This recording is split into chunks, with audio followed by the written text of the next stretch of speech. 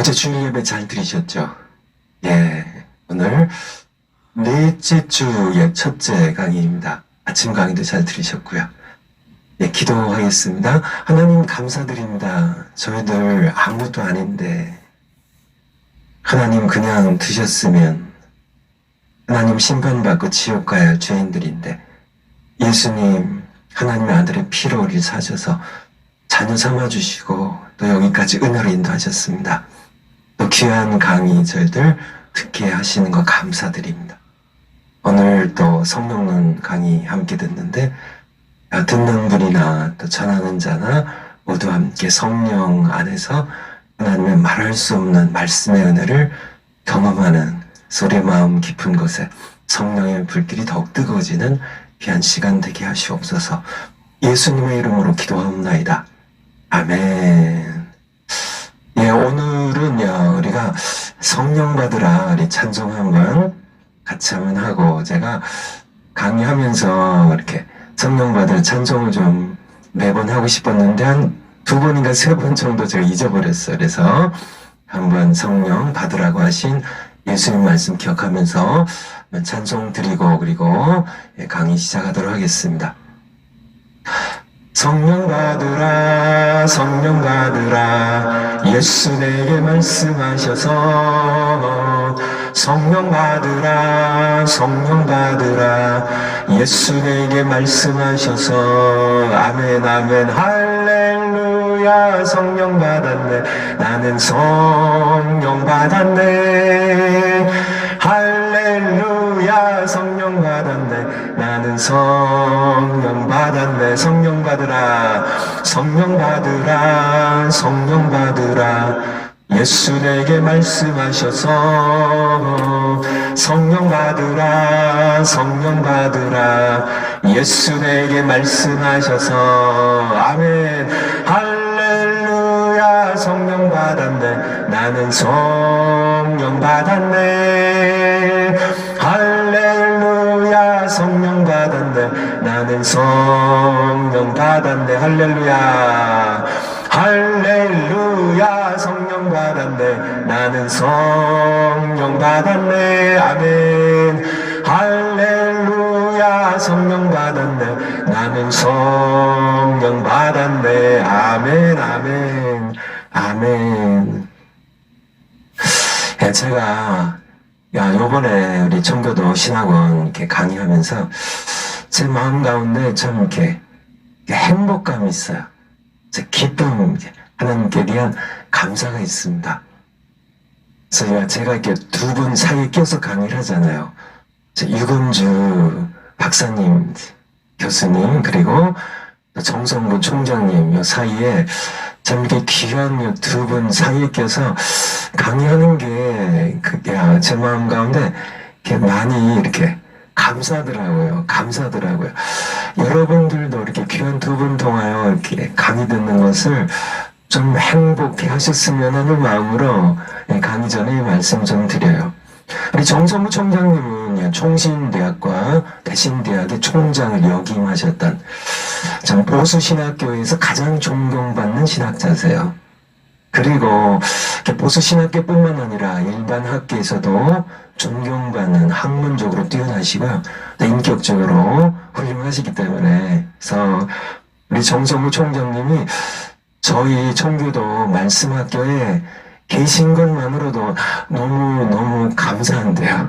너무너무 든든한데, 또한 이렇게 명쾌하고 뛰어난 강의까지 해주시니까 참 여러분도 그렇고 저도 그렇고 정말 너무 행복하고 감사할 뿐이고요. 뿐만 아니라 우리 유근주 교수님, 우리 한국교회사 강의 주시는데, 여러분도 그렇지만은 저도 신학교에서 한국교회사를 배웠습니다. 그런데 한국교회사에 이렇게 성령의 임재가 있는, 성령의 기름 부음이 있는 강의로 풀어내시는 분은 제가 처음이에요. 아마 여러분들도 한국교회사, 교회사 역사잖아요. 역사 배우면서 아마 기대치 못했던 하나님의 은혜가 여러분들과 함께 하실 줄 그렇게 생각이 됩니다. 한국 교회사에 대한 살아있는 강의를 우리 청기도 신학원에서 이렇게 강의해 주시는 유금주 박사님 교수님께 감사드리고, 그래서 제가 이렇게 한국과 미국에 세계 신학교에서 좀 이렇게 배우기도 하고, 또 제가 또 신학교에서 가르치기도 하고, 또 여러 신학교들을 이렇게 방문하기도 해봤지만은, 여러분들이 지금 배우는 청교도 신학원에서 배운다는 것이 얼마나 자랑스러운 일인지 한번 여러분들이 좀 이렇게 깨달아 아셨으면 좋겠어요. 솔직하게 말씀드려서요. 우리 청교도 신학원은 세계 어떤 신학교보다 엉성합니다. 여러분 다 동감하시겠죠? 진짜 엉성해요. 세계 수많은 신학교들 가운데 아마 가장 엉성한 신학교이지만은 전 세계 모든 신학교 가운데 가장 뛰어난, 너무 자랑스러운 두 가지가 있는데, 첫 번째가 바로 성령께서 역사하시는 학교라는 거죠. 정말 이 굉장히 중요한 겁니다. 성령이 살아서 역사하시는, 강사를 통하여 말씀하시는 신학교라는 것. 두 번째는 하나님의 말씀으로 전해지고, 사람의 말이 아니라 하나님의 말씀으로 전해지고, 또 하나님의 말씀이 전해질 때 듣는 여러분들이 사람의 말로 듣지 않고 하나님의 말씀을 듣는 신학교예요. 이것이 매우 중요한 거예요. 매우 중요한 겁니다. 데살로니가 전서 2장 13절 한번 올려주시기 바랍니다. 데살로니가 전서 2장 13절. 사도 바울이 데살로니가 교회 성도들에게 이제 편지를 쓰면서요.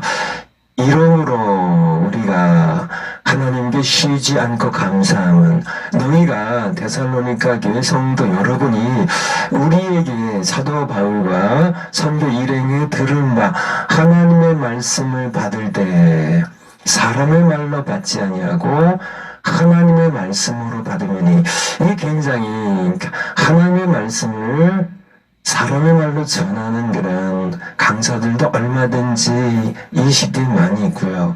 또 하나님의 말씀을 전할 때 받는 분들이 사람의 말로 듣는, 하나님의 말씀 듣지 않는 그런 신학교의 학생들이 이 시대에 참 많이 있습니다. 그런데 저런가 전체 2장 13절이요.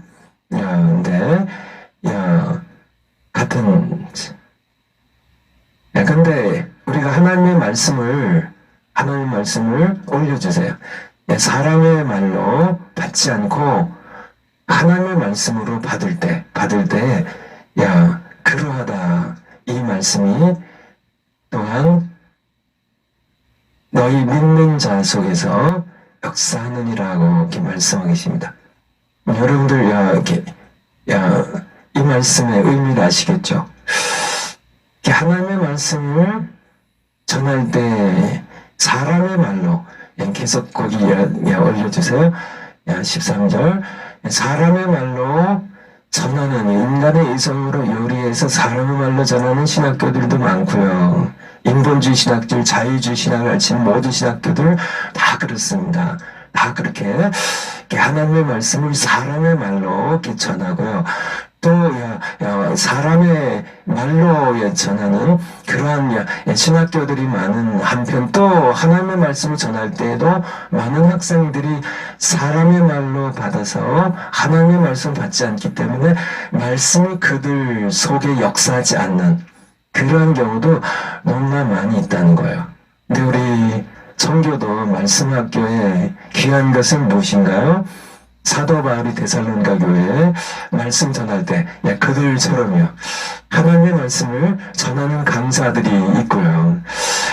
이렇게 하나님의 말씀 전할 때 사람의 말로 받지 아니하고 하나님의 말씀으로 받기 때문에 진실로 그러하다. 이 말씀이 여러분 마음 가운데, 이 말씀이 너희 믿는 자 속에서 여러분 가운데 말씀이 역사하는, 말씀이 살아서 역사하는 것을 여러분들이 경험하고 계실 줄 믿어요. 그래서 말씀드린 것처럼 우리 청교도 신학원이 여러 가지 이렇게 신학교 이렇게 교사 건물이나 체계나 이렇게 여러 가지로 부족한 게 많이 엉성하죠.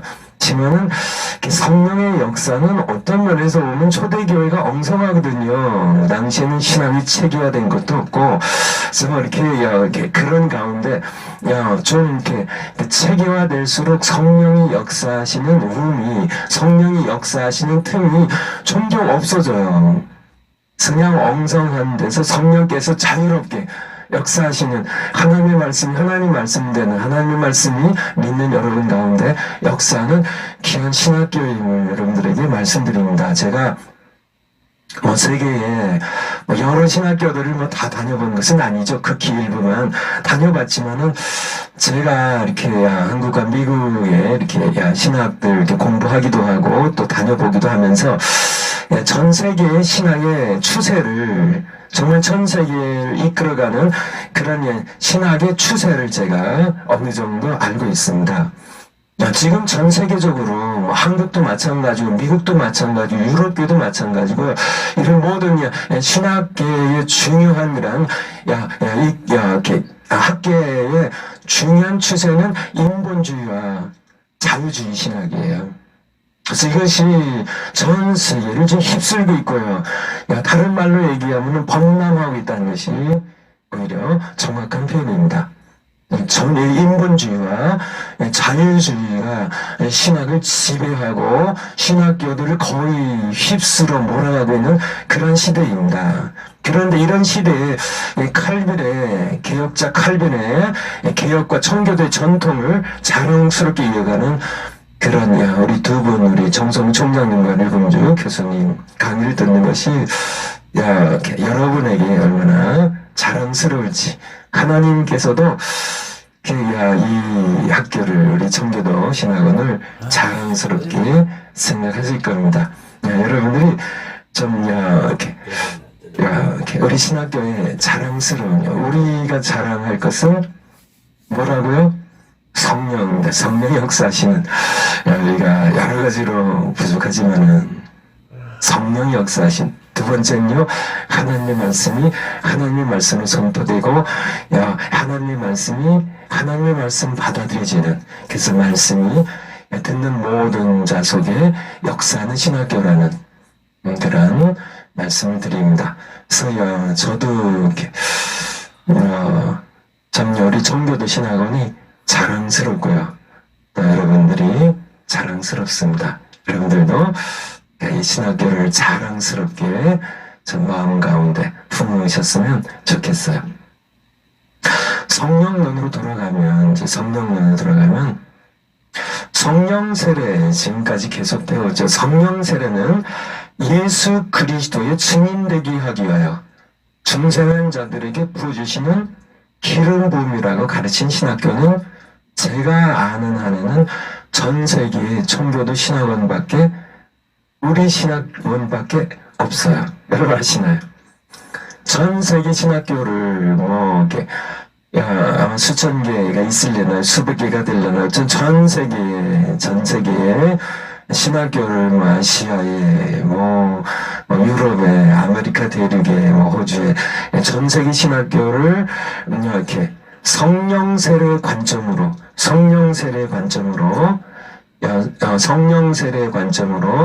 나누어 보면요, 다른 관점이 아니라 성령 세례 관점으로 크게 세 가지로 나눌 수 있습니다. 첫 번째는 자유주의 신학교예요. 자유주의 신학. 이 자유주의 신학인데 인본주의, 그들이 인본주의라고 얘기 않지만 어떤 자유주의입니다. 이 자유주의 신학교들의 성령 세례에 대한 관점은 무엇일까요? 관심 없습니다. 관심 없어요. 전혀 관심 없습니다. 그들은 창조도 믿지 않아요. 부활도 믿지 않아요. 동정녀 탄생도 인정하지 않습니다. 그들은 실상은 창조주 하나님을 거부하는 자들이에요. 왜 신앙하는지 모르겠어요. 그들이 창조를 믿지 않으면서 오히려 진화론을 은근히 믿고 거기에 체계를, 신학 체계를 놓으면서 뭐로 신학교라는 이름을 달고 있는지 모르겠습니다. 예수 그리스도 하나님의 아들 거부하는, 하나님의 아들, 예수님이 하나님의 아들 되심을 믿지 아니하는, 동정녀 탄생도 부활도 믿지 아니하는 자유주의 신학자들, 성경 자체를 사람이 지은 그런 책으로 밖에 여기지 않는 자유주의 신학자들은 당연히 성령 세례에 대한 관심이 없습니다. 그런 데에 대한 관심이 없어요. 언급도 하지 않습니다. 정말 불행한 신학교죠. 정말 하나님 앞에 설 때 이들이 받을 하나님의 심판과 책망이 얼마나 강할지 참 불쌍한 그런 사람들입니다. 두 번째, 보수 전통의 신학입니다. 보수 전통 신학. 성령 세례라는 관점으로 나눌 때 보수의 신학은 어떻게 해요? 성령론을, 성령 세례를 예수 그리스도의 구속사의 완성으로 보고 이례적인 사건으로요. 성령 세례는 단 한 번, 초대교회 한 번 받았고 끝이라고요. 그래서 어떻게 가르친다고요? 중생하면 성령 세례 받을 필요 없다고. 중생하면 성령 세례 자동적으로 받은 것이니까 성령 세례 받을 필요가 없다고. 중생과 성령 세례를 동일시하는 동일 사건의 한 모습으로 보는 그런 면에서 그런 면에서 성령 세례를 또 주장하지 않죠. 성령 세례에 대한 이야기는 하지만 그렇지만은 성령 세례를 받아야 된다고 가르치지 않습니다. 세 번째는 다 우리가 봤던 건데 오순절 계통에 우리 순복음교회 오순절 신학에서 성령 세례를 어떻게 가르친다고요? 성도의 구원의 서정으로, 구원의 서정이요. 오늘 순서, 구원의 순서로 성도가 함께 구원을 받는데 받아가야 할 하나의 순서로, 마지막 순서로 이렇게 봐서 성도들이 구원 뒤에 또다시 받아야 할 제2의 축복입니다. 제2의 경험도 세컨드 블레싱으로 그렇게 가르치는데 우리 정성우 총장님이 말씀하신 것처럼 그러기 때문에 번영신학이라고 프로스페리티라는 이 번영이라는 뜻이죠. 가스펠. 번영, 사람이 복받고, 건강하고, 이렇게 잘 되는, 형통하는 그런 것으로, 이렇게 성령 세례가 잘못 나가버린 그런 오류를 이렇게 범하는. 그래서 이 세계 모든 신학이, 물론 우리가 보수 신학에 속해 있고 또 일부 오순절 신학에 속해 계시겠지만은 성령 세례에 있어서는 자유 신학을 말할 것도 없고요. 우리가 거론할 필요도 없고 보수 신학과 우리 오순절 신학에 있어서 좋은 훌륭하고 귀하고 성령이 많은 것들이 있지만은 중요한 오류는 성령 세례에 있어서는 두 신학 다 오류를 범하고 있다는 그런 말씀드리는데요. 그래서 네 번째가 바로 우리 청교도 신학원에서 가르치는 청교도 신학입니다. 성령 세례는요, 중생한 신자들, 구원받은 거듭난 신자들이 예수 그리스도의 증인으로서 기름 부음 받는 것이 성령 세례임을 바로 우리가 사도행전 1장 동안 여러 차례 함께 반복해 들었습니다.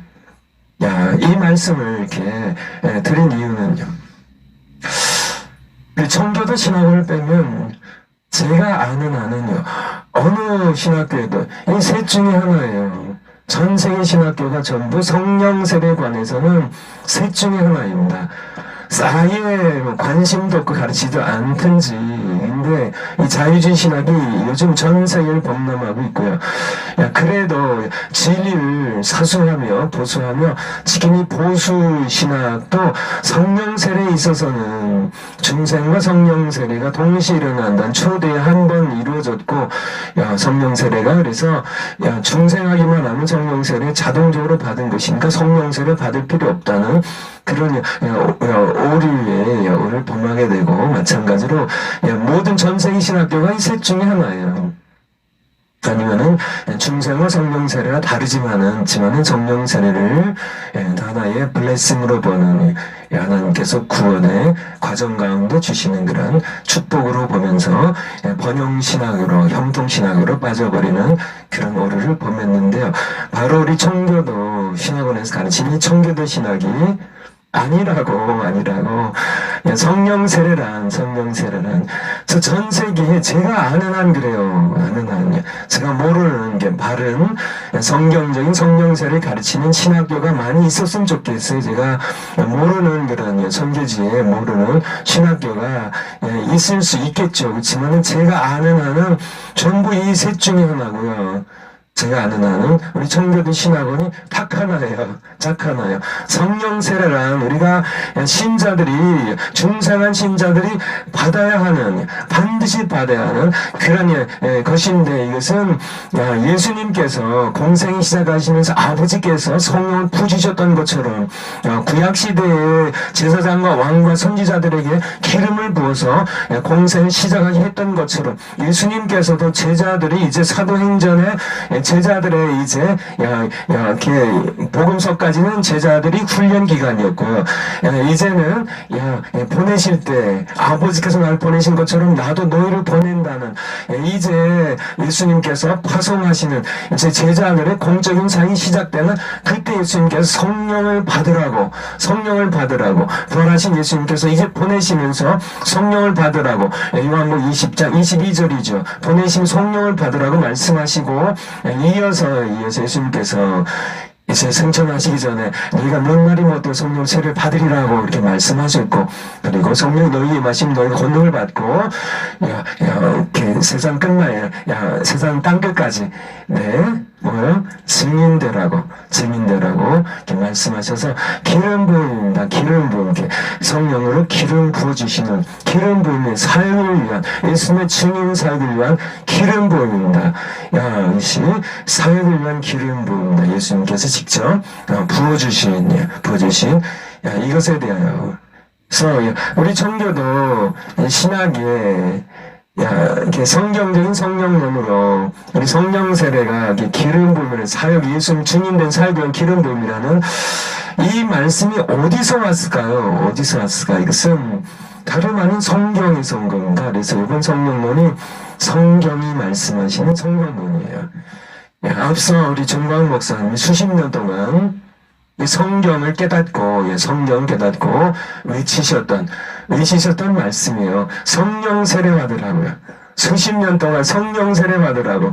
중생한 신자들에게 그냥 성령 세례 그냥 받은 거니까 관심 가질 필요 없고 이미 자동적으로 받은 것이라는 보수 신학의 성령 세례만큼은 그것이 오류라고, 성경에서 성령 세례 받으라고 말씀하셨다고. 오순절 신학에서 이것이 단지 축복이 아니라, 사실은 제가 이어서 말씀드리겠지만은 이것은 기름 부음, 사역을 위한 기름 부음을 우리에게 외쳤던 우리 정만 목사님의 말씀을 여러분이 기억하셨으면 좋겠고요. 바로 이것은 무엇보다도 예수님께서 말씀하신 겁니다. 예수님께서 사도들에게 말씀하셨고 사도들에게 베풀어주셨던, 자신의 증인되게 하기 위하여 베풀어주셨던 기름 부음을 여러분들이 이제 배우셨는데요. 이제 이게 바로 성경적인 성령 세례에 관한 성경의 말씀이에요. 여러분이 배우셨는데, 여러분들도 이제는 이것을 가르치셔야 돼요. 가르치실 때 여러분도 성령세를 받고 성령세를 받으신 분들 예수님의 증인으로 기름 부음 받으셨기 때문에 능력 있게 예수님의 복음을 십자가와 부활의 복음을 전하시고 또한 이 성경이 가르치는 이 성령세를 여러분들이 선포하셔야 됩니다. 선포하셔야 돼요. 여러분들이 학생으로서 배우는 것뿐만 아니라 여러분들이 선포하셔야 돼요. 그것이 성령세례의 목적이니까 예수님의 증인되는 것이 목적이니까 그래서 불신자들은 여러분들이 성령 받고 중생하게 하시고 불신자들은 중생한 신자들은 성령 세례 받고 예수님의 증인으로 기름 부음 받게 하시는 역사를 여러분들이 이어가셔야 됨을 이 시간에 말씀을 드립니다. 그래서 우리가 이렇게 중생과 성령 세례에 대하여 특별히 성령 세례를 집중적으로 지금까지 공부해 왔는데요.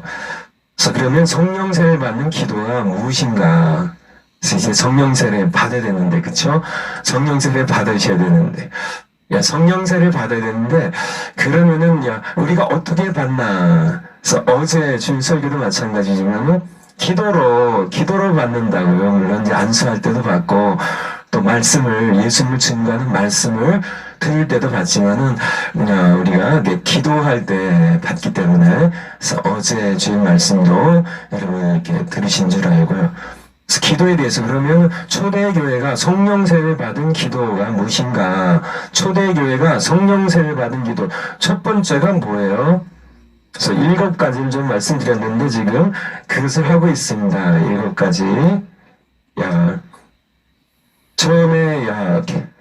처음에는 예수님께서 사도행전 1장 4절에 예루살렘을 떠나지 말고 아버지 약속하신 것을 기다리라고. 이거는 뭐 이게 지금 이렇게 반복을 좀 시간이 가니까 첫 번째가 떠나지 않는 기도, 두 번째가 목적이 분명한 기도. 목적이 뭐예요? 아버지의 약속하신 것. 아버지 약속하신 것이 뭐예요? 성령의 세례입니다. 성령 세례를 요한은 세례와는 물세를 줬지만은 이제 너희가 몇 날이 못 돼요? 아버지 약속하신 것 성령으로 세례를 받을 것이라고 하시든 이 목적이 분명해서 목적이 좀 분명해야 된다고요. 그러니까 이렇게 자꾸 기도 제목이 자꾸 바뀌고 목적이 이렇게 좀 이렇게 흩어지고 산만하니까 그래서 목적이 분명한 기도. 세 번째가 뭐예요? 우리가 기도할 때 사도행전 맞아요. 초대교인들처럼 모여서 기도하고요. 네 번째가 마음을 같이 한 기도. 다섯 번째가 지금 하고 있는 전념하는 기도입니다. 지금 다섯 번째 전념하는 기도에 대하여 전혀 기도에 힘쓰니라라고 우리에게 말씀해 주겠습니다. 초대교회 사도행전 1장 14절을 한번 보실까요? 그래서 전념하는 기도. 여자들이 같이 한번 읽겠습니다. 여자들이 예수의 모친 마리아와 예수의 아우들로 더불어 마음을 같이하여 전혀 기도에 힘쓰니라라고 말씀하겠어요. 그래서 이게 단순한 사람들이 어린아이 같은 그런 단순한 사람들이 몰두하여 잡념 없이 전념하여 집중하여 생각이 흐트러지지 않는 상태로 기도하는 전혀 기도에 헌신하는 몰입하는 기도에 대하여 말씀드립니다. 그래서 두하임 무디에 대하여 얘기드렸죠. 두하임 무디는 그는 이렇게 어렸을 때요. 우리가 18살 때 우리 버스턴에 가서 에드워드 캠블이라는 주일학교 교사 선생님 통하여 복음을 듣고 그가 중생합니다. 중생. 무디가 중생을 해요. 그게 전부인 줄 알았어요. 성령세를 당연히 받은 줄 알았어요. 왜냐면 그렇게 교회에서 가르치고 신학에서 가르치니까 목사님들 그렇게 가르치시니까. 그런데 중년 부인 둘을 통하여 그가 성령 세례가 필요하다는 사실을 그가 깨닫습니다. 하나님의 은혜죠. 고집 피우지 않고 그가 전념으로 기도하게 됩니다. 그는 울면서 하나님께 밀어달렸고 그가 시카고에서 뉴욕에 방문했을 때 하나님께서는 그의 기도를 응답해 주십니다.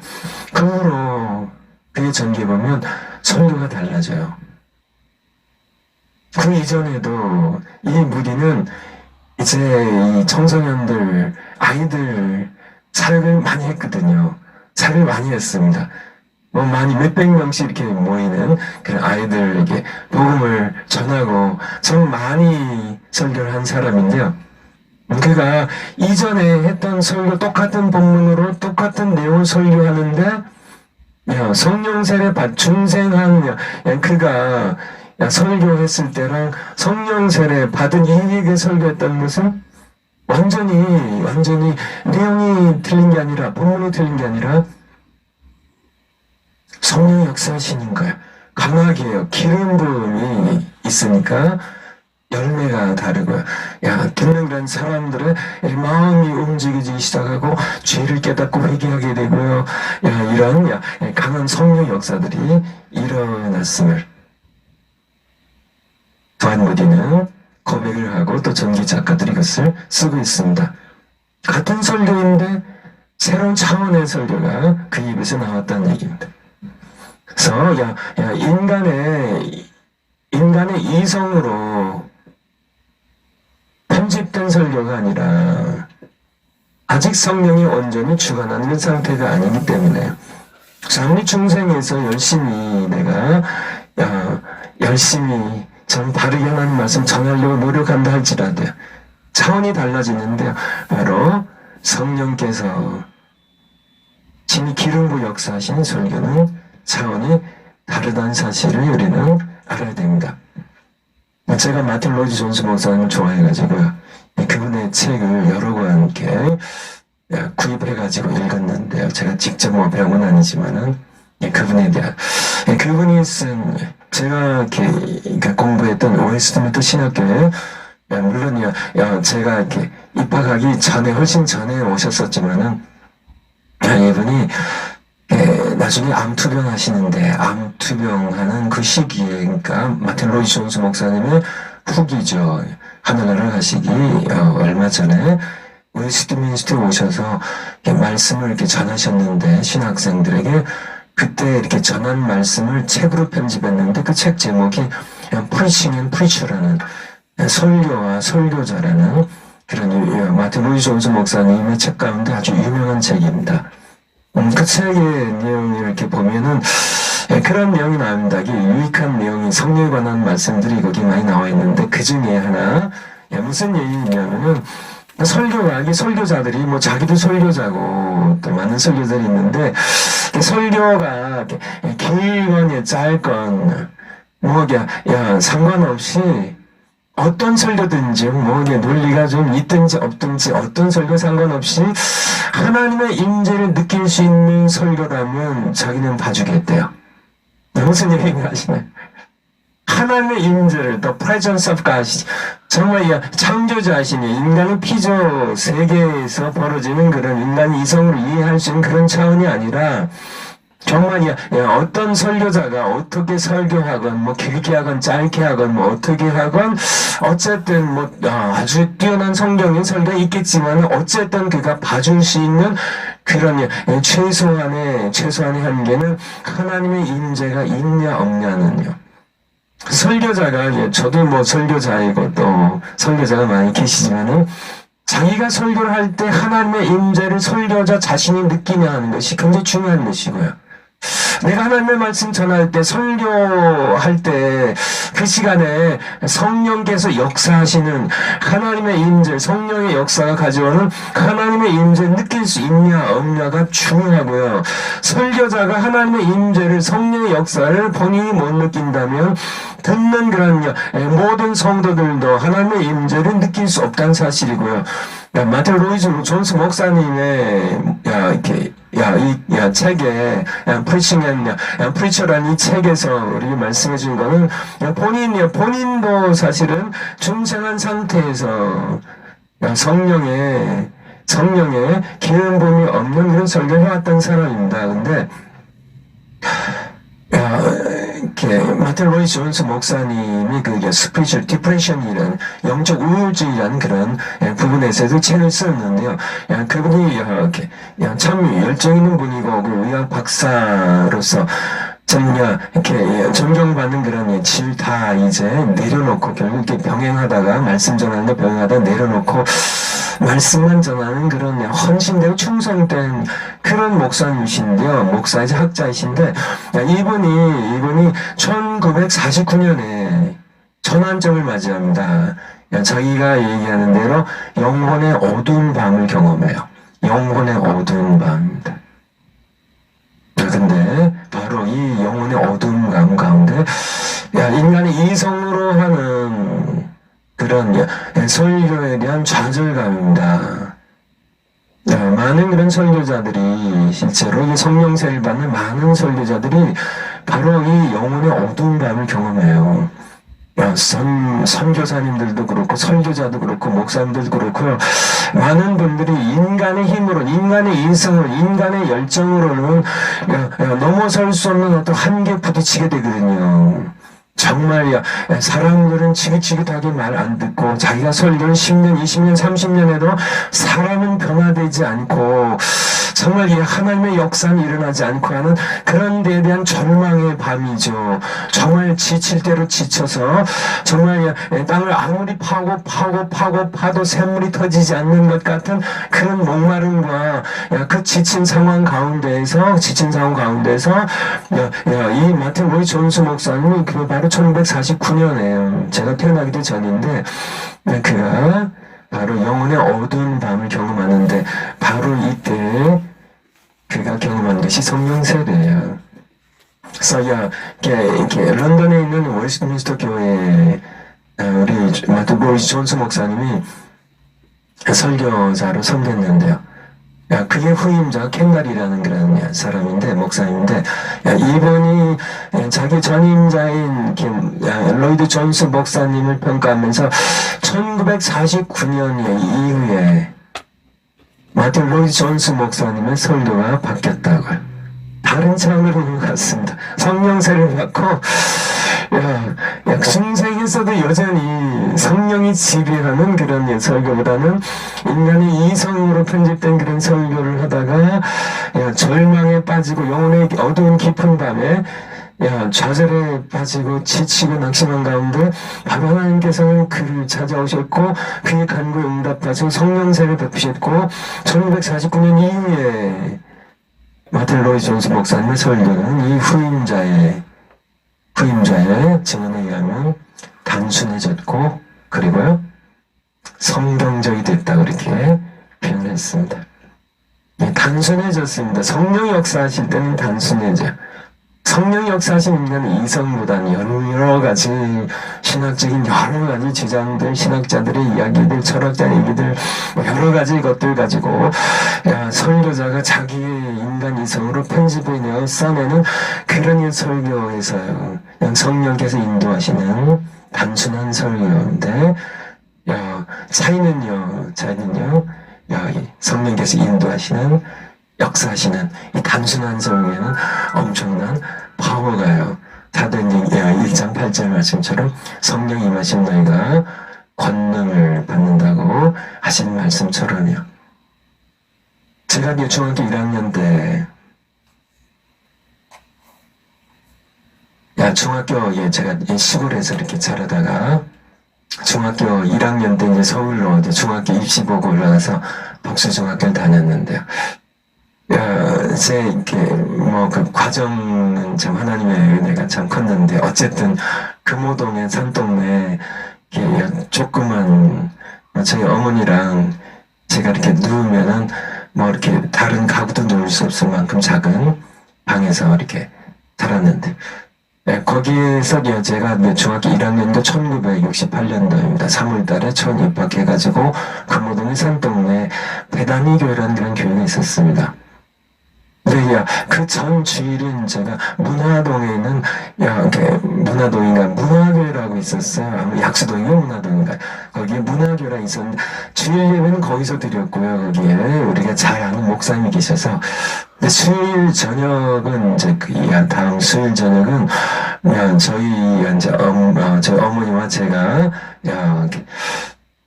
집에 아주 가까워요. 바로 뭐 이렇게 한 3, 4분 걸으면 되는 곳에 산 위에 이렇게 배단위 위에 있었는데 저녁이고 또 그러니까 그냥 어머니가 거기 한번 가보자 해서 거기 다니려고 하는 게 아니라 그냥 갔습니다. 근데 거기에서 저는 뭐 설교하신 목사님 이름도 모르고 뭐 잘 모르고 다 몰랐는데 이렇게 그때 제가 설교를 들었는데, 제가 그 설교가, 어린 신명이지만은 지금까지 들어왔던 설교와는 다른 차원의 설교를 들었습니다. 다른 차원의 설교예요. 그래서 제가 저희 어머님께 지금, 제가 얘기를 해서 그 길을 엄마, 우리, 이게 다녀. 그렇게 어머니께 얘기를 드렸고, 저희 어머님이 그래서 아들 소원대로 그 교회를 정해서 그런데 이 작은 결정 하나가 저의 인생을 바꾼 거 아세요? 그때요. 그냥 중학생 머리 빡빡 깎고 제가 또 이렇게 제 또래보다 더 얼뛰고 제가 또래보다 훨씬 더 이렇게 좀 이렇게 좀 이렇게 모든 면에 좀 뒤처지는 그런 서초면 모든 그런 저거든요. 제가 이렇게 좀 이렇게 늦게 되는 그런 적인데 뭐 그게 제가 뭘 알겠어요. 근데 제가 그때 인간의 이성으로 편집한 설교와 성령 역사한 설교를 제가 이렇게 뭐 이런 용어로 이렇게 깨달은 게 아니고요. 그냥 성령 역사한 설교를 제가 느낀 겁니다. 느꼈어요. 제 영혼을 흔드는 그런 설교를 성령 역사를 제가 느꼈어요. 그리고 그 교회를 제가 다니자가 어머니께 말씀드린 요 작은 하나가요. 1968년도 3월 초순에 그때 이 결정 하나가 저의 일생을 결정했던 사실입니다. 정말 놀랍죠. 매우 중요한 겁니다. 그러니까 제가 뛰어나가지고 어렸을 때부터 뛰어나가지고 제가 구별한 게 아니고 100% 하나님의 은혜예요. 얼뛴 저를 하나님께서 불쌍히 여기셔서 그런 은혜를 주셔가지고 그래서 이것이 정말 성령 세례를 받은 설교, 정말 성령 세례를 받은 설교자의 설교를 구별하고 그 설교자 통하여 배우는 그것이 여러분의 인생을 바꾼다는 사실을. 그래서 여러분들도 마찬가지입니다. 여러분들도 이렇게 종교도 신학원에서 말씀을 배우시고 하는 여러분들 모습 보면 여러분들도 이 구별하는 게 정말 인간 이성으로 편집된 정말 많은 사람들이 디모데후서 4장 말씀처럼 귀가 가려워서 사욕을 쫓을 스승을 많이 두고 진리에서 귀를 돌이켜 허탄한 얘기를 쫓으리라는 정말 인간의 이성으로 편집한 설교들 수많은 그런 크리스찬들이 다 좋아하고 따라가고 있는데 여러분들이 전광훈 목사님의 설교를 사모하고 참 어려운 가운데도 핍박을 받는 가운데도 구별하여 들으려고 하시는 것을 보면 여러분들도 바로 이 두 가지 설교를 인간이 편집한 설교와 성령의 역사하시는 성령의 기름 부으는 설교를 구별하시는 여러분들이시라고 이 말씀 드린 겁니다. 앞서도 말씀드린 것 같은데요. 이 설교를 구분하지 못하는 성도들이 너무 많아요. 너무 많습니다. 성경의 요한계시록 2장 7절에 보면 요한계시록 2장 7절 요한계시록 2장 7절 한번 올려주실까요? 요한계시록 2장 7절 계시록 2장 7절 귀 있는 자는 예수님께서요, 사도 요한을 통하여 서아시아에 7개의 편지를 보내시는데요. 7번 반복하는 말씀입니다. 이거는 에베소 교회에 말씀하신 거죠. 귀 있는 자는 어떻게 하라고요? 성령이 교회들에게 하신 말씀을 들을지어다라고 말씀하겠어요.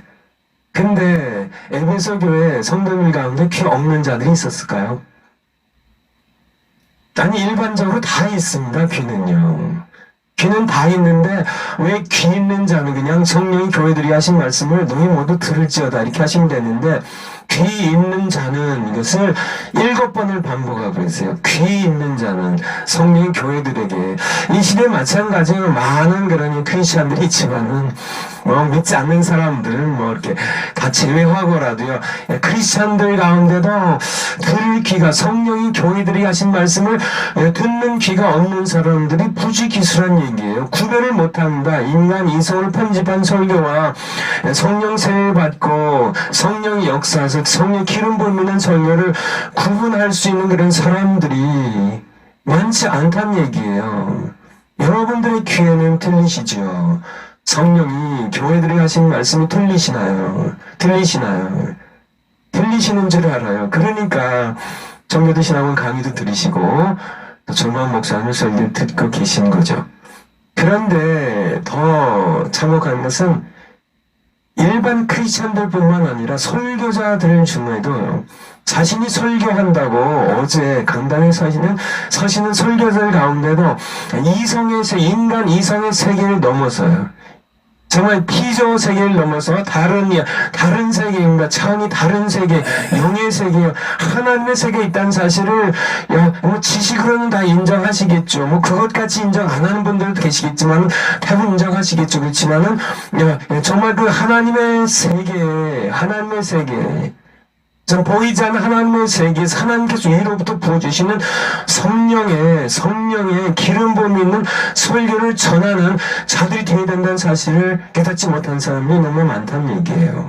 고린도후서 4장 16절에서 고린도후서 4장 16절 그러므로 우리가 낙심하지 아니하노니 겉사람은 우리의 몸뚱이는 후패하나 계속 늙고 아프고 병들죠. 우리의 속은, 우리의 영혼은, 속사람은 날로 새롭도다. 17절 우리 잠시 받는 환난을 경험하는 것이 지극히 크고 영원한 영광이 중요한 것을 우리 이루려 함이니. 18절 같이 한번 읽겠습니다. 시작. 우리의 돌아보는 것은 보이는 것이 아니요 보이지 않는 것이니 보이는 것은 잠깐이요 보이지 않는 것은 영원함이니라. 우리의 보이는 몸이 후패하는 이 겉사람이 속한 보이는 세계가 있고요. 근데 이 보이는 세계는 잠깐이에요.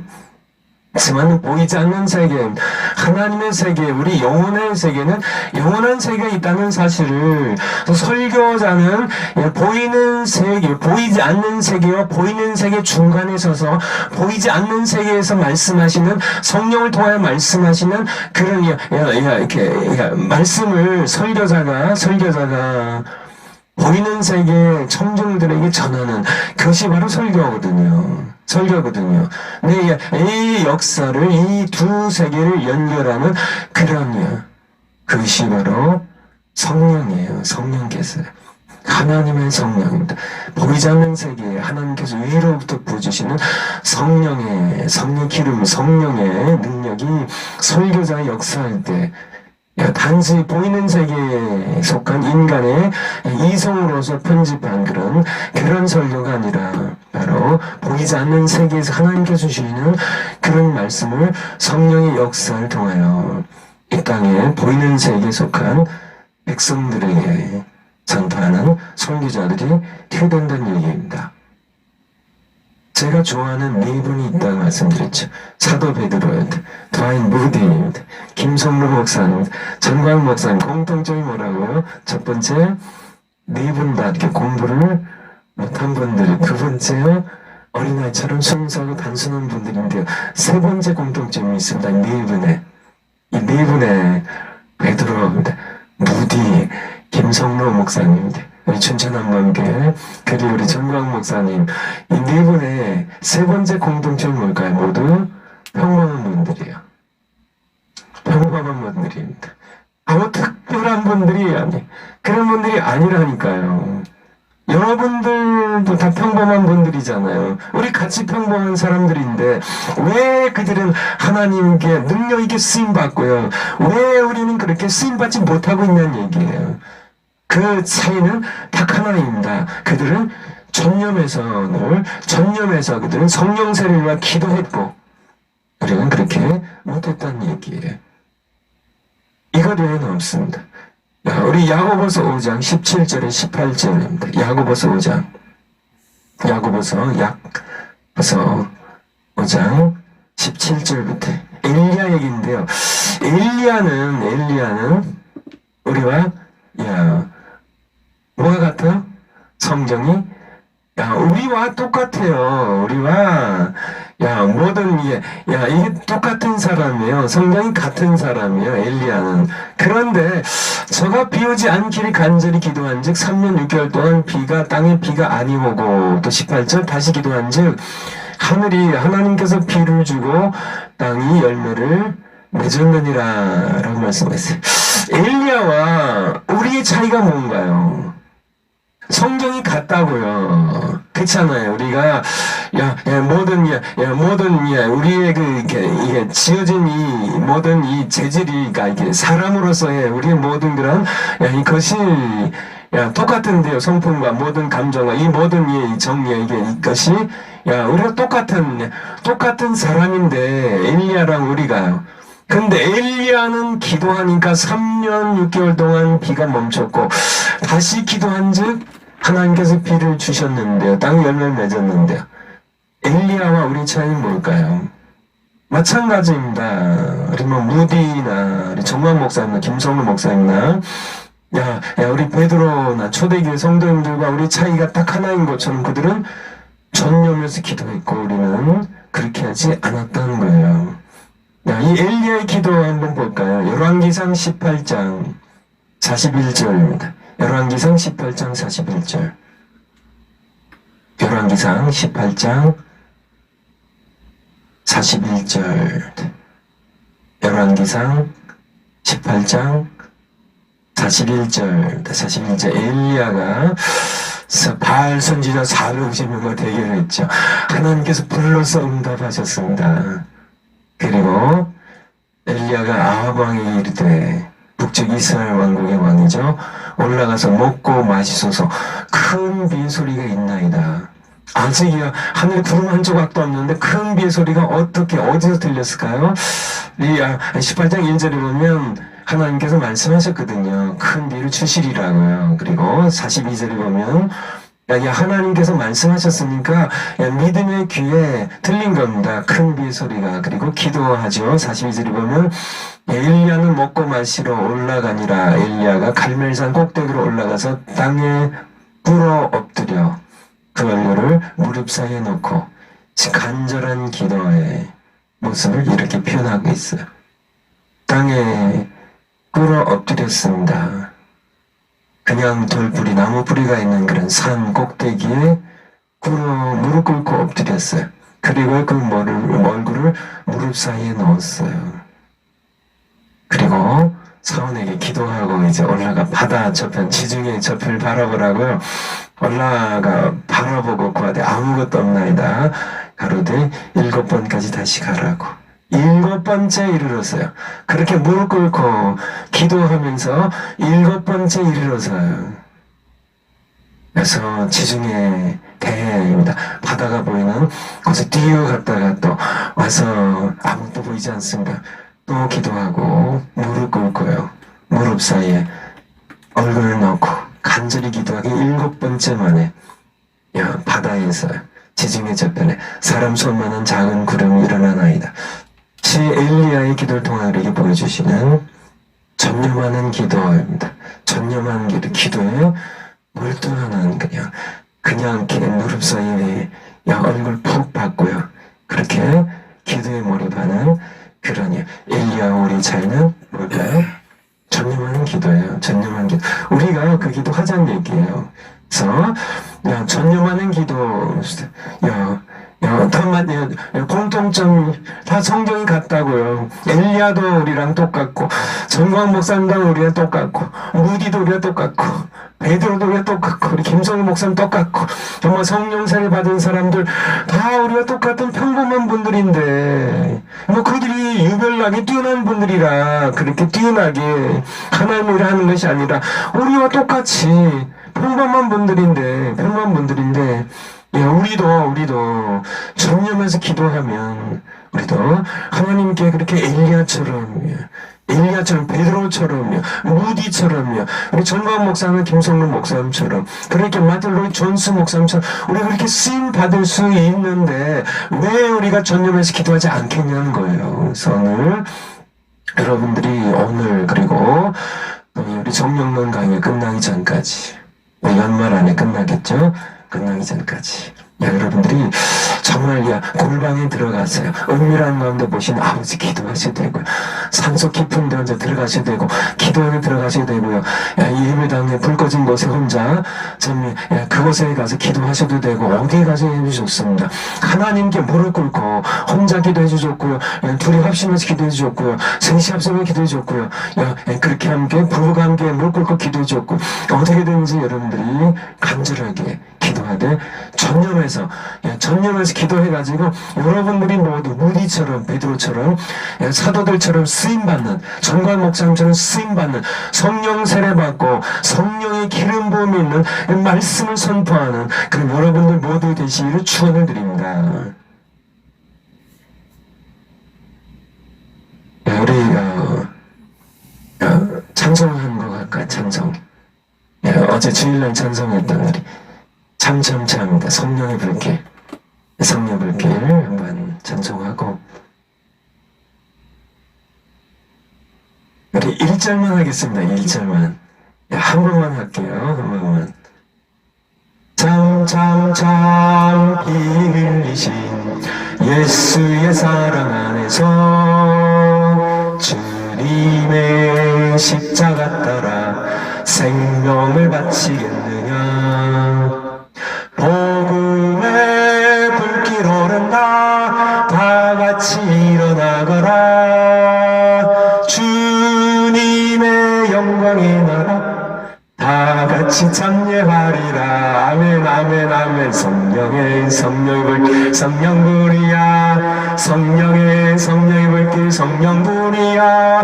온 천하 세계 만방에 번지자 성령의 불길. 성령의 불길 성령불이야. 성령의 불길 성령불이야. 온 천하 세계 만방에 번지자 성령의 불길. 아멘 아멘.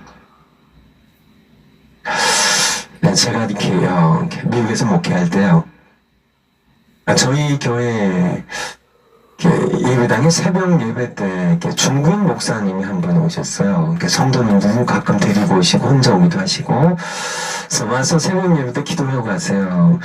그래서 왜 우리 교회 와서 새벽 예배를 드리는지 잘 모르겠지만은, 보통은 교회들이 이렇게 새벽 예배가 없으니까 그래서 한국 교회 새벽 예배에 그 열정을 배우려고 이렇게 오신 것 같기도 하고요. 어쨌든요, 이분이 몇 주를 이렇게 오시더니 어느 날 새벽 예배 끝나고 이렇게 기도하고 있는데 이분이 저한테 오셔가지고 갑자기 그런 얘기를 하세요. 그러니까 하나님께서 자기에게 말씀하셨대요. 손 목사님에게 100만 불을 주라고 그랬대요. 근데 이분이 이제 이렇게 주식 투자 겸해서 하는 목사님이신데요. 그분이 그렇게 약속을 하시고 이제 가셨습니다. 그래서 제가 기대했을까요, 안 했을까요? 기대가 되죠. 100만 달러 하면은 지금 어떻게 되나요? 한 10억이 넘는 돈이죠. 그래서 제 아내에게 이제 이렇게 얘기를 했습니다. 그 중국 목사님이 나한테 이게 하나님께서 말씀하셨다고 100만 달러 준대. 어디 있을까? 그래서 제가 언뜻 생각나는 게, 그때 제 아내와 얘기 나눈 게, 아프리카 북부에 모로코라는데 우리 장상수 선교사님 계신데, 야, 거기에 우리, 이렇게 호텔 같은 게 선교센터를 지어가지고 이제 선교사님들도 묻고 또 선교팀도 묻고 이제 거기서 훈련도 시키고 하면 좋겠다는 그런 생각을 했는데 제가 받았을까요? 못 받았을까요? 제가 받았을까요? 못 받았을까요? 예, 못 받았대요. 진짜, 못 받았어요. 그리고는, 이분이, 이렇게, 얼마 후에 그냥, 이렇게 다시 안 나오시더라고요. 아마 사정이 있었겠죠. 뭐, 투자한 것이 좀, 이렇게, 손해를 많이 봤든지, 뭐, 어떻게 됐겠죠. 어쨌든요, 사람의 약속은 목사님의 약속이라 할지라도 사람의 능력이 안 되니까요. 자신이 망하면 어떻게 10억을 줘요. 잖아요. 사람은 또 마음이 변해갖고 안 줄 수도 있고요. 그죠? 사람 세계는 다 그렇잖아요. 약속을 사람들은 이렇게 잘 안 지키긴 하지만은 그런데요. 하나님은 약속 지키실까요? 안 지킬까요? 이 말씀 드려가는 겁니다. 하나님은 반드시 지키세요, 여러분들. 반드시 지키세요. 아버지의 약속하시는 기다리라. 반드시 주세요. 더 주고 싶어 하세요. 더 주고 싶어 하세요. 우리가 이게 어제 주인 설교처럼 못 받는 이유는 두 가지입니다. 하나는 구하지 않기 때문에요. 또 하나는 정욕으로 쓰려고 잘못 구하기 때문에 동기가 옳지 않기 때문에 우리가 그렇지 않으면 반드시 주세요. 반드시 주세요. 우리가 이제 다음 주일 설교에 말씀 것처럼 성령 주실 때는 좋아하신 설교가 있는데요.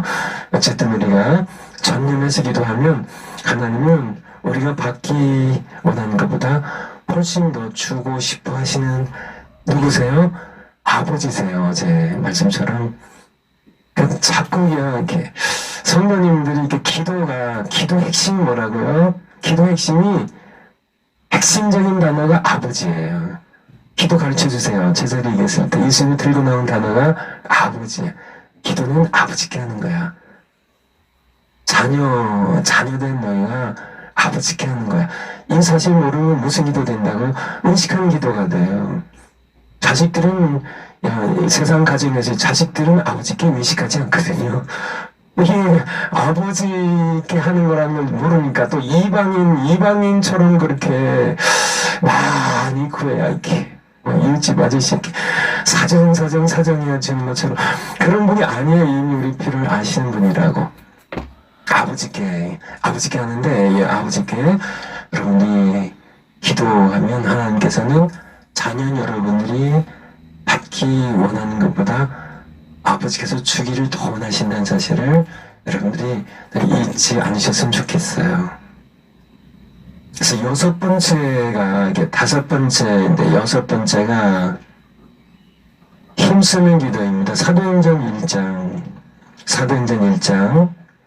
14절 한번 다시 한번 보죠. 사도행전 1장 14절 사도행전 1장 14절 다시 한번 읽겠습니다. 시작. 여자들과 예수의 모친 마리아와 예수의 아우들로 더불어 마음을 같이하여 저녁 기도 힘쓰니라. 물론 13절에 11 제자와 여자들과 이렇게 있습니다. 다 합쳐서 120명 정도죠.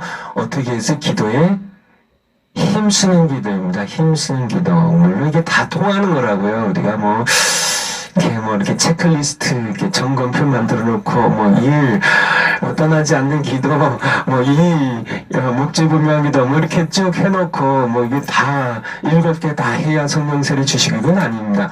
하나라도 바르게 하면요, 집중하면, 성령께서 다 모든 것들이 다 갖춰지게 하세요.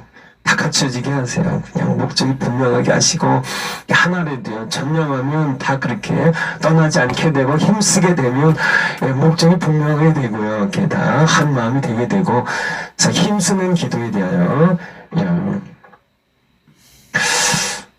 영국 얘기인데요. 영국에 2002년 18년 전에 영국에 가장 이렇게 중요한 방송이 BBC 방송에서 18년 전에 영국 국민 100만 명을 대상으로 설문조사를 했는데 영국 역사 이래 가장 위대한 영국인 100명을 이렇게 선정하기 위하여 존경한 인물, 가장 위대한 인물이라 생각하는 영국인이 누구인가를 100만 명 조사를 했는데 이렇게 상위권에 가장 높은 오른 사람들이 아이작 뉴턴입니다. 만유 인력의 법칙을 이렇게 발견한 아이작 뉴턴, 그리고 윌리엄 셰익스피어입니다.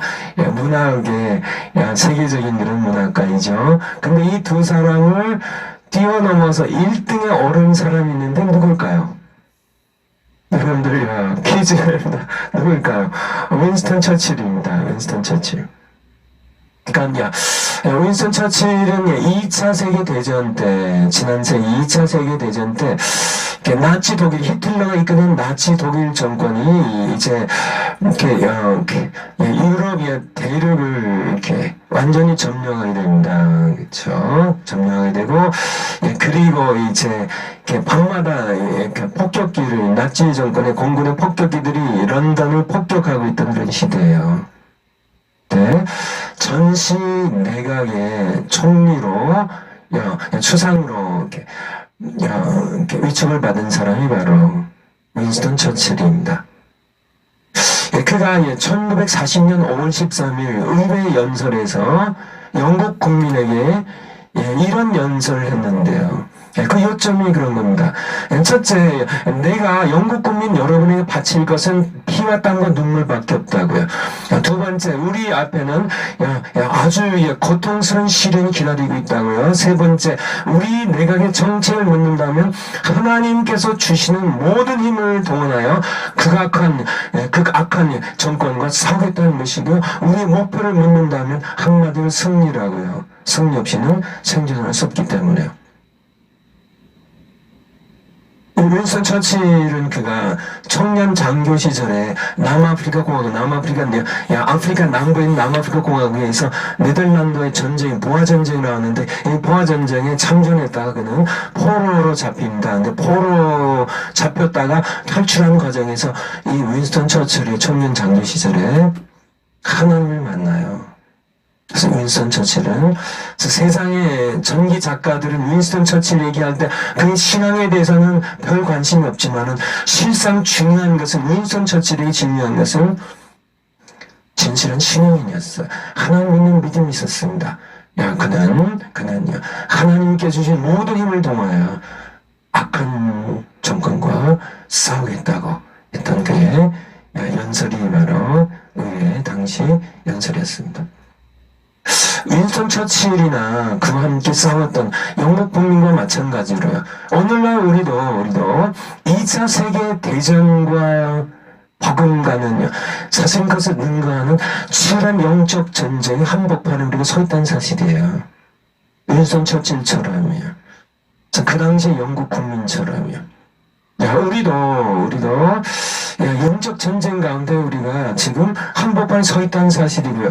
우리도 하나님께서 위로부터 주시는 모든 힘을 다 동원하여 하나님을 대적하는 무리들과 우리는 싸워야 된다는 것이 우리가 예수의 정체이고요. 우리의 목표는 승리입니다. 윈스턴 처칠이 외쳤던 것처럼 우리가 바칠 것도 윈스턴 처칠이 얘기한 것처럼 피와 땀과 눈물이야. 여러분들이 이 사실을 잊지 않으셨으면 좋겠고요. 그런데 피와 땀과 눈물 얘기할 때 여러분들 성경적으로는 눈물, 피와 땀과 눈물 얘기할 때 누가 생각나세요? 여러분들 피와 땀 눈물 하면 누가 생각나세요? 여기 피와 땀과 눈물하면 누구 생각나세요? 예수님 생각나지 않으세요? 예수님 뭐가 생각날까요? 겟세마네 동산에 기도가 생각나겠죠. 그래서 이 강의를 준비하면서요, 힘쓰는 기도에 우리가 본받아야 할 가장 핵심적인 기도는 있으면 겟세마네 동산의 기도입니다. 한번 찾아볼까? 누가복음 22장 44절입니다. 누가복음 22장 44절입니다. 예수께서 어떻게 해요? 힘쓰시고 애써 더 간절히 기도하시니 땀이 땅에 떨어지는 핏방울같이 되더라. 땀이 땅에 떨어지는 핏방울처럼 진액이 쏟아지는 그런 예수님의 기도입니다. 예수님의 기도입니다. 힘쓰는 기도. 땀이 핏방울처럼 뚝뚝 떨어지는 기도입니다. 요즘 저도 이렇게 기도하는데 이렇게 예수님 기도 생각하면 이마에 땀이 안 나요. 이마에 땀이 안 나. 내 기도가 얼마나 힘쓰지 않고 건성을 하는 기도인지. 우리 히브리서 5장 7절 한번 볼까요? 히브리서 5장 7절. 히브리서 5장 7절. 히브리서 5장 7절. 히브리서 5장 7절. 같이 한번 읽겠습니다. 그는 예수님께서 육체에 계실 때 자기를 죽음에서 능히 구원하신 이에게 심한 통곡과 눈물로 간구와 기도를 올렸고, 그러니까 예수님께서 이렇게 기도하는 것이 어디일까요? 물론 다른 공생의 다른 시간에도 기도했겠지만은 이것이 실제로 가장 강렬하게 드려진 시간은 바로 겟세마네 동산의 기도의 시간입니다. 그가 육체에 계실 때 자기를 죽음에서 능히 구원하실 하나님 아버지께 심한 통곡과 눈물로 힘쓰고 더욱해서 땀이 뚝뚝 핏방울처럼 떨어질 만큼 간구하고 소원을 드렸던 예수님의 기도입니다. 예수님의 기도입니다. 예수님께서는 겟세마네 동산에서 사실은 치열한 영적인 전쟁을 치르신 겁니다. 여러분들 창조 이래로 지금까지 인류의 역사상 가장 큰 전쟁은 어떤 전쟁일까요? 인류 역사 시작된 에덴 동산 창조 이래로 지금까지 치러진 가장 큰 전쟁은 갈보리 전투예요. 여러분 동의하시나요? 인류의 역사가 지금 1차 세계대전, 2차 세계대전, 세계대전이라고 붙인 것은 전 세계가 전쟁으로 이렇게 더 휩쓸리게 되는 그런 큰 전쟁 얘기하죠. 그 이전의 전쟁, 알렉산더 대제, 이렇게 페르시아 정복 전쟁, 여러 가지 전쟁들 많이, 징기스칸의 유럽 정복 전쟁, 여러 가지 얘기하겠지만은 그래도 한 대륙에서 벌어졌던 그런 전쟁들이고요. 기껏해야 지중해를 둘러싼 그런 세 대륙의 전쟁이었고, 정말 전 세계가 전쟁 휩쓸렸던 1차 세계대전, 2차 세계대전도 사실 예수님께서 갈보리 언덕에 치르신 전쟁과는 비교가 되지 않습니다. 갈보리 언덕의 전쟁은 전 세계 인류의 운명이 걸린 그런 큰 전쟁이었을 뿐만 아니라 보이는 세계와 보이지 않는 세계가 함께 참 치루어진 거대한 인류의 역사를 뒤집어 엎는, 어둠의 역사를 빛의 역사를, 죽음의 역사를 생명의 역사를 바꾸는, 사탄이 지배하는 그런 세력을 결정적으로 사탄의 머리를 깨뜨리는 그런 큰 전쟁은 갈보리 전쟁이죠. 갈보리 전쟁, 갈보리 언덕에서 십자가에서 벌어진 그 전쟁이에요. 예수님께서 그 전쟁을 어디서 이긴 줄 아세요? 예수님께서는 그 전쟁을 겟세마네 동산에서 기도해서 이긴 겁니다. 기도해서 이긴 거예요. 예수님께서 왜 그렇게 힘쓰고 애쓰고 자기를 구원하실 아버지께 그렇게 통곡과 심한 눈물로 간구하고 거기에서 땀을 뚝뚝 떨어뜨리면서 핏방울처럼 뚝뚝 떨어뜨리면서 그렇게 애쓰신 예수님의 그 기도에서 예수님은 이기신 겁니다. 겟세마네에서 이기신 그 승리가 결정적으로 이미 승리를 이루셨고, 갈보리 언덕에 십자가를 지시고 갈보리 언덕에서는 그 승리를 거두셨을 뿐이에요. 그렇게 예수님께서는 겟세마네 동산의 기도 이후로 이미 이기셨기 때문에 기도 이후로 예수님께서는 힘을 그렇게 안 쓰세요. 그렇게 애쓰지 않으세요. 기도라는 겁니다. 기도라는 것, 바로 힘쓰는 우리가 영적인 치열한 영적 전쟁입니다. 지금 세상은 아까 말씀드린 것처럼 인본주의 세력과 자유주의 세력들 신학들이 전 세계 신학교들뿐만 아니라 전 세계의 모든 것들을 이 하나하나 다 무너뜨리고 점령해가는 교회들이 지금 심하게 핍박을 받고 어둠의 세력들 가운데 공격을 받는 치열한 영적인 현장의 전쟁의 현장의 한복판에 우리 모두 서 있다니까요. 우리가 처칠이 얘기한 것처럼 우리의 목표는 승리입니다. 우리가 어떻게 이길 수 있을까요? 우리가 영국의 처칠 수상에 이끌어가는 영국 군대처럼 그렇게 폭탄을 쏘고 정말 군함들을 보내고 폭격기들을 보내고 그렇게 이길까요? 우리는 그런 삶이 아니잖아요. 우리는 어떻게 이길까요? 기도입니다. 어떤 기도로요?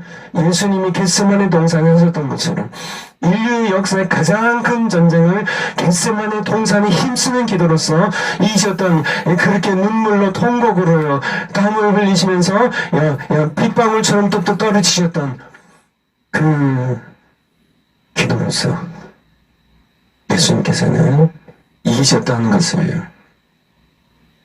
여러분을 겟세마네 동산에서 이 감람원의 동산의 한 부분입니다. 겟세마네 동산이 뜻이 뭔지 아세요? 기름 짜는 틀이라는 오일 프레스라는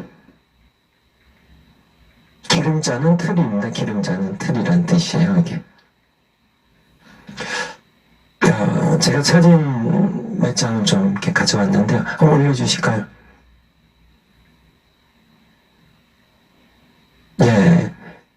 여기가 어딘 것 같으세요? 제가 2년 전에 가봤거든요.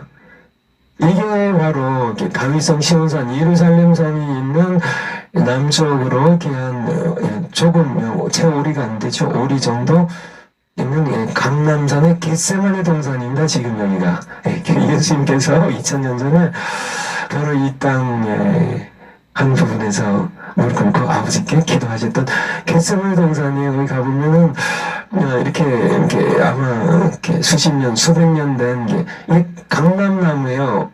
알리브라고 하죠. 알리브 트리입니다. 감람나무예요. 감람나무. 두 번째 사진 여기 이렇게 감람나무에 이렇게 감람 열매예요. 이게 알리브라고 그러죠. 알리브.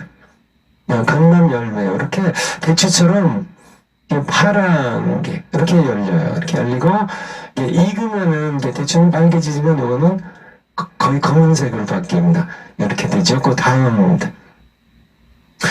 이게 겟세마네요. 요 그림이 요게 겟세마네입니다. 요게 이렇게 두 가지 방법이 있는데 여기다가 이제 감람나무 열매를 여기다가 따서 놓고 이거는 이제 큰 거니까 이제 뭐 당나귀나 이런 걸 통해 아니면 사람 여럿이 이 맷돌을 이렇게 연장 맷돌 돌려요. 이렇게 뺑뺑 돌리면서 이렇게 이제 이 열매가 감람 열매가 으깨지면서 기름이 나오게 되는 거죠. 다음 쓰고는 좀 작은 거로 감람 열매가 좀 거기 있죠. 그래서 이렇게 해놓고 이렇게 계속 돌려서 으깨가지고 짜면은 거기에서 이제 기름이 나온 거죠. 마지막으로요. 그래서 이게 두 가지 방법이 있는데요. 이게 감람류를 짜는 틀이 두 가지인데 하나는 맷돌을 돌려가지고 으깨서 이렇게 감람류가 으스러져가지고 흘러나오게 하는 게 있고, 요거는 뭐냐면 위에서 무거운 거로 이렇게 짓눌러요. 그래서 짜서 나오게 하는 이게 이제 흘러나오는 건데 이게 감람류입니다.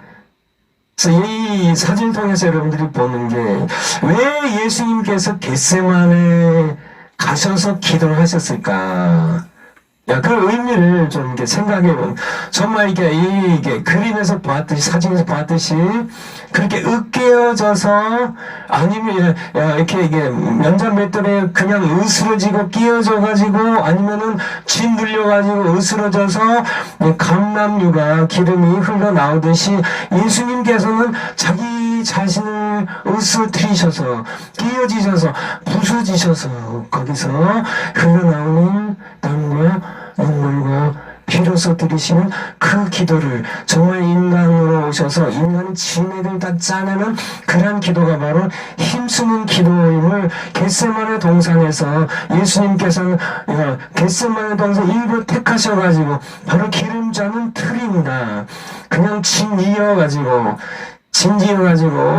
기름이 다 으스러져서 그렇게 흘러나오도록 하는 그런 기도를 들으시기와 예수님께서는 겟세마네 동산 택하셔서 그곳에 가서 기도했다는 그런 사실이에요. 여러분들이 우리가 여러 사람들의 기도를 우리가 배워야 되겠지만은 정말 예수님의 겟세마네 동산의 기도를 기도할 때마다 특별히 이번에 성령 세례 받는 기도 여러분들이 기도할 때 예수님의 겟세마네 동산의 기도를 여러분들이 기억하시기 바라요. 예수님의 겟세마네 동산의 기도 정말 으스러져서 깨어지고 부서져서 그래서 정말 땀과 눈물과 피가 으스러져 나올 그런 기도 그 기도를 드리는 그래서 우리가 모두 성령 세례 받으시는 여러분 모두 되시기를 축원을 드립니다. 기도하겠습니다. 하나님 아버지 그렇습니다. 예수님께서 겟세마네 동산에서 감람류를 짜듯이 으스러지시고 깨어지고 부서지셔서 눈물과 땀과 피로써 드리셨던 기도를 우리가 기억합니다. 그렇게 인류 역사의 가장 큰 전쟁을 승리하시고 우리를 구원하셨는데 우리 기도는 너무 건성입니다. 이마에 땀이 뚝뚝 빗방울처럼 떨어지는 정도가 아니라 그저 이마에 땀기도 생기지 않는 그런 하지만 이제 우리가 예수님처럼 기도하기 원합니다. 진행을 짜는 힘쓰는 기도를 하기 원합니다. 왜 그런 기도를 통하여 성령세를 주신지 대하여 또 내일 함께 공부할 텐데 우리가 정말 그런 기도를 드려서 좀 하나님께서 성령세례가 아까우셔서 아니라 그런 기도를 통해서만 우리가 성령세를 받는 훈련을 해야 성령세를 바르게 우리가 사용할 수 있기에 하나님의 깊은 사랑을 함께 경험하는 시간 될 수 있도록 우리를 인도해 주세요. 감사드립니다. 무엇보다 우리 정광 목사님 감옥 안에서 겟세마네 기도를 예수님 따라 하실 텐데 하나님께서 그의 깨어지고 으스러지는 그의 눈물의 기도를 그의 땀과 피 흘리는 기도를 하나님들로 응답해 주시옵소서. 예수님의 이름으로 기도하옵나이다. 아멘. 내일 뵙겠습니다. 감사합니다.